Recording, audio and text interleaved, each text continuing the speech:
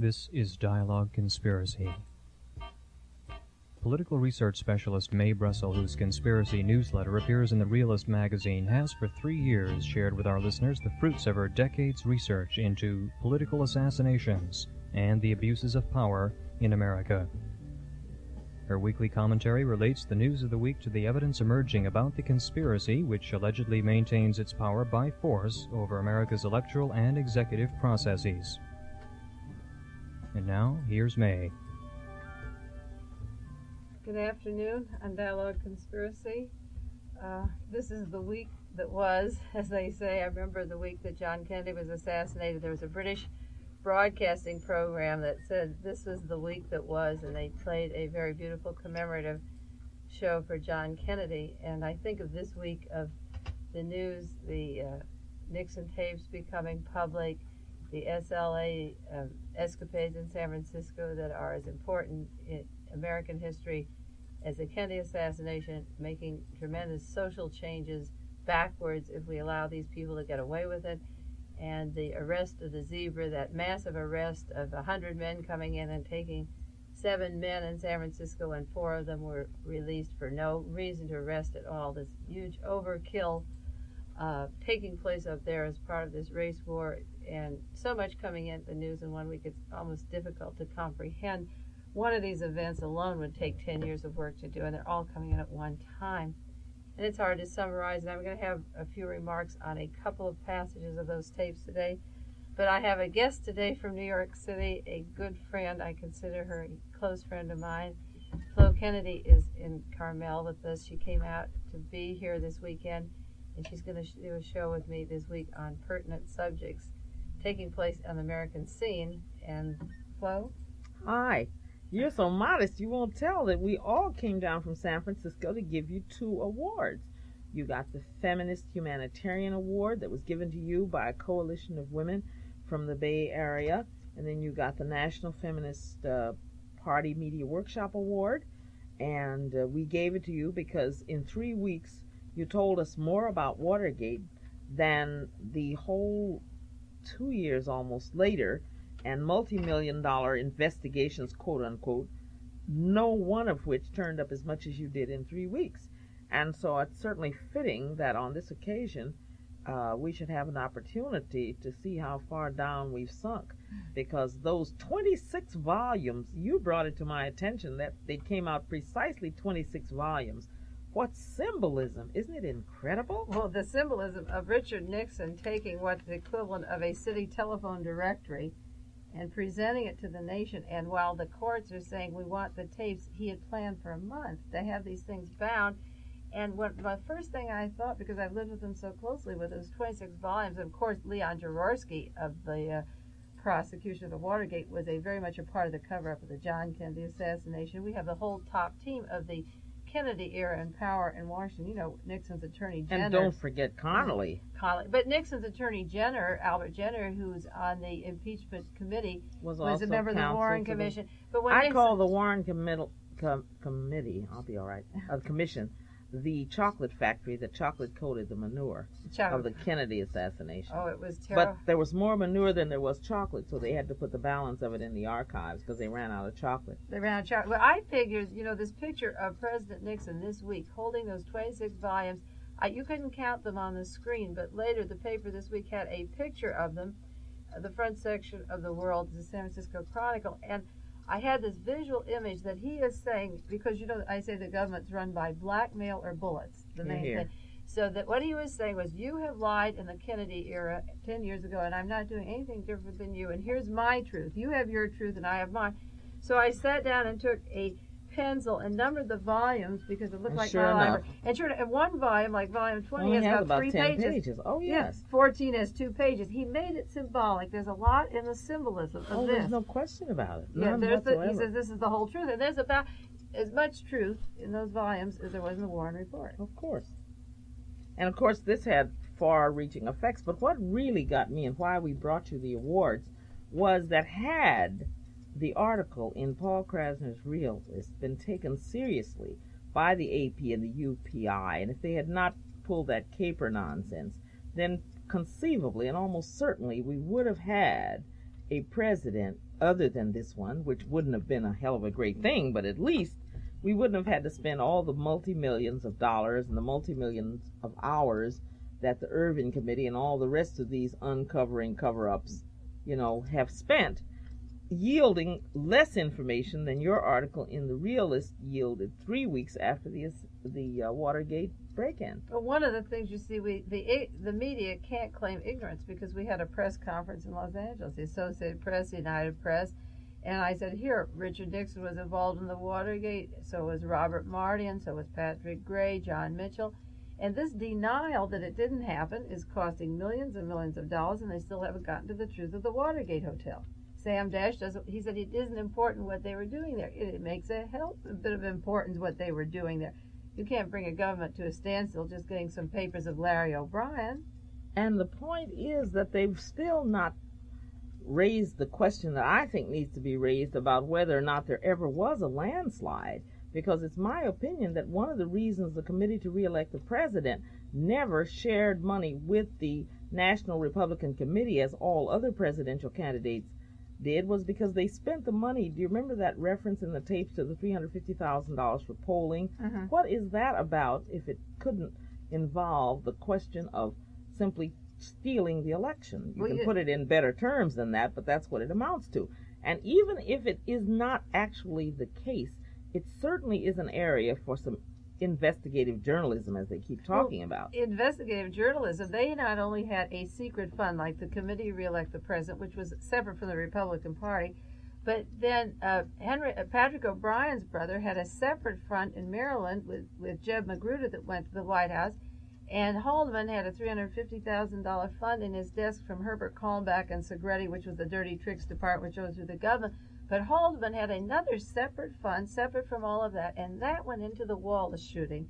That went into the Mary Jo Kopechne. These are the funds. They don't want to know where they went, because there you find Tony Laswitz. There was a tape this week that came out about how are we going to cover the Wallace thing, and they talked about the Haldeman money, and they said, we have Tony down there. That's Tony Laswitz from the dirty trick department. But when they needed the $350,000, or when they were talking about getting the $1 million for Hunt, you remember he said, I don't remember now who had it, but someone had $350,000 for the polling. Yes, that's right. And that, what would you be needing that kind of money for polling for, unless you were going to stack the polls? Because you see, the Committee to Re-elect the President, CREEP, as I always call it, had a completely separate operation in every precinct. When I go to Iowa or Bowling Green, Ohio, or just the tiniest town in America, they had separate poll watchers watching, no doubt. And when you see that and you couple that with the fact that never has there been an election of even a popular president where you had 49 states going in one direction and only one going in the other. But there are newer things that are coming up now. What about the chicken fiasco and massacre? We could go into the poison chicken. We're buying the right of the president, if it finally gets the impeachment, to not be impeached. That poison chicken deal came out in the newspaper this last week. It was the Chicago Sun had the article in the Washington Post dated April 21st or April 19th, and it goes into the fact of 22 million chickens that were poisoned, and the farmers could claim their insurance from whoever sold fertilizer or whatever it was, but they don't intend to. I believe this was purposely poisoned, and then between $8 and $10 million is going to 5 chicken growers.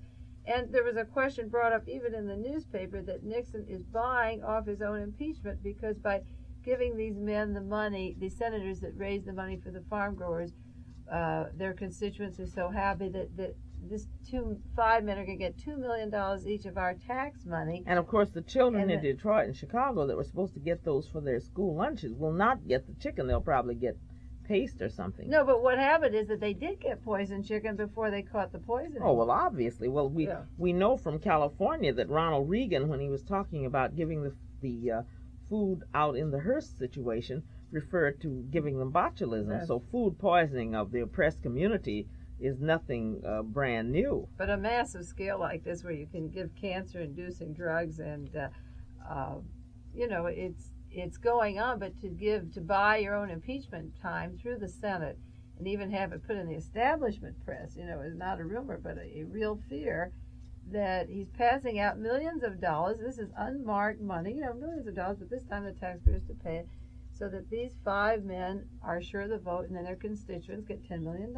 And then right on our own doorstep, you see what seems to some people to be a total flip-flop, where the so-called earlier, at least I thought of the Bay Area as rather a progressive, for America, progressively racist area, and now it's come to be almost like Nazi land. Well, you see, you had to do that. The Bay Area was McGovern. California is a strange contrast, and you had the birth of the Black Panther Party, the free speech movement, you had the artists, and the hippie movement, the Haight-Ashbury, where the children were leaving their establishment homes and realizing the hypocrisy.